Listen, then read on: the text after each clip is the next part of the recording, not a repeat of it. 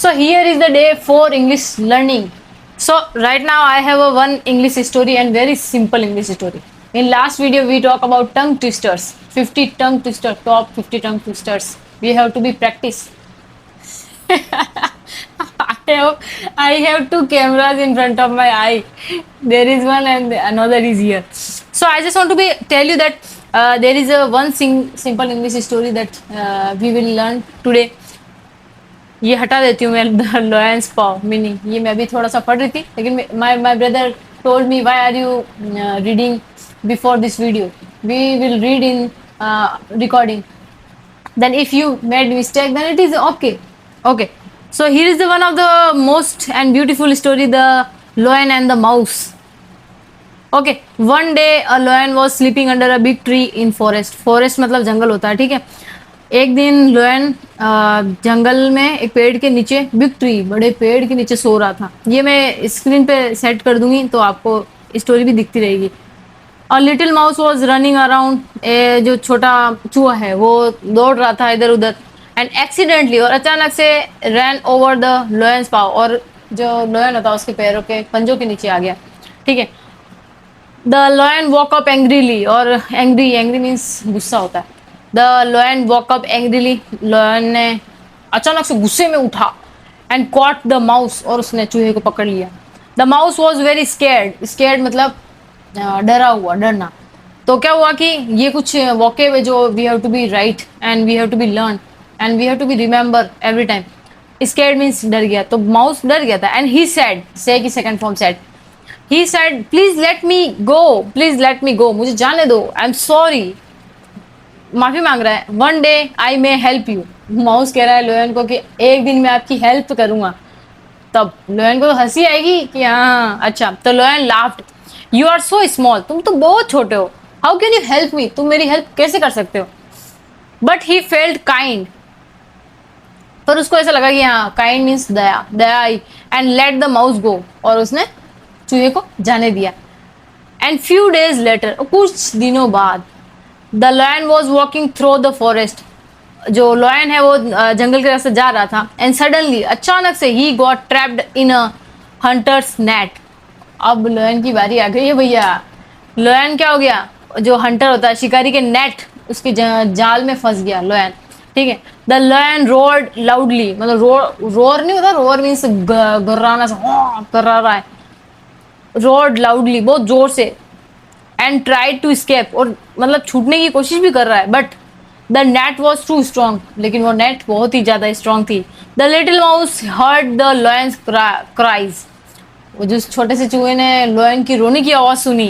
And he quickly ran to help, और वो जल्दी से दौड़ा उसकी मदद करने के लिए।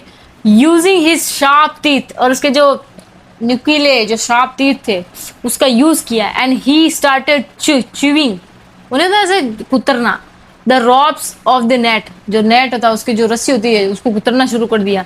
He worked hard until the ropes broke, उसने बहुत कोशिश की जब तक कि वो रस्सी टूट नहीं जाती। सून, जल्दी, द लॉयन वॉज फ्री, फिर वो लॉयन फ्री हो गया। The lion smiled and said, lion हंस रहा है और क्या कहता है, thank you little friend, thank you मेरे छोटे दोस्त। I never believe that someone so small could help me, मैंने कभी बिलीव, यकीन नहीं किया था कि कोई ऐसा छोटा सा मेरी मदद भी कर सकता है। जरूरी है क्या, लॉयन है तो हमेशा वही रहेगा, कोई ना कोई तो मदद कर सकता है ना उसकी, जिस प्रकार चूहे ने उसकी मदद की। The mouse replied, everyone can help in their own वे, सब जने हेल्प करते हैं उनकी अपनी own way, size does not matter, size matter नहीं करती है। ये लाइन देखो मुझे भी समझ में नहीं आ रही, everyone can help in their own वे, इसको हम सर्च करेंगे। जो चीज़ अपने को समझ में नहीं आई उसको अपन सर्च करेंगे इन हिंदी। आई नो कि मेरी English is not good because I am learning English, so as you can see I am searching. If जैसे हमें कोई चीज़ नहीं आती है, कोई वोकेब नहीं आती है, या फिर कोई सेंटेंस समझ में नहीं आ रहा है, तो हमें उसको तुरंत ही सर्च करना चाहिए, तुरंत, कभी वो छोड़ना नहीं चाहिए। तब इस लाइन का मतलब क्या है, everyone can help in their own way, हर कोई अपने तरीके से मदद करता है। Everyone can help their own way, ये जो ओन वे था इसका मतलब वो समझ में नहीं आता, इसलिए I can not explain. Size does not matter, आकार मायने नहीं रखता कि छोटा है बड़ा, कोई दिक्कत नहीं है। ठीक है. The lion learn an important lesson of that day. Learn मतलब सीखना. ठीक है. इंपॉर्टेंट लेसन दैट डे, उसने उस दिन बहुत ही इंपॉर्टेंट लेसन सबक सीखा.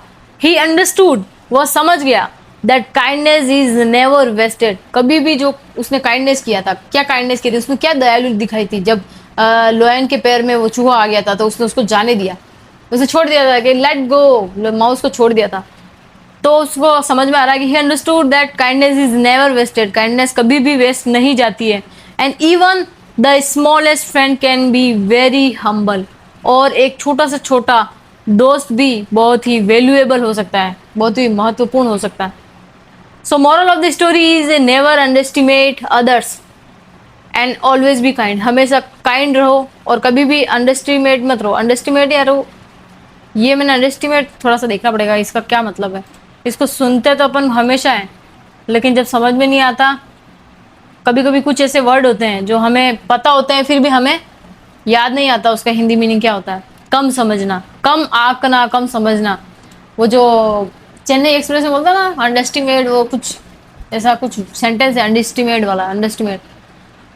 So never underestimate. किसी को भी कम मत समझो. अदर्स, किसी को भी दूसरों को कम मत समझो. And always be kind. और हमेशा दयालु रहो, हमेशा अच्छे रहो, मस्त रहो, खुश रहो. So this is the story of one of the most beautiful story. So today we learn about this story. I don't know how much you can understand, but I can understand very well. If you understand, then say something about this story or about myself, that where can I improve my skill or improve my communication or improve my English.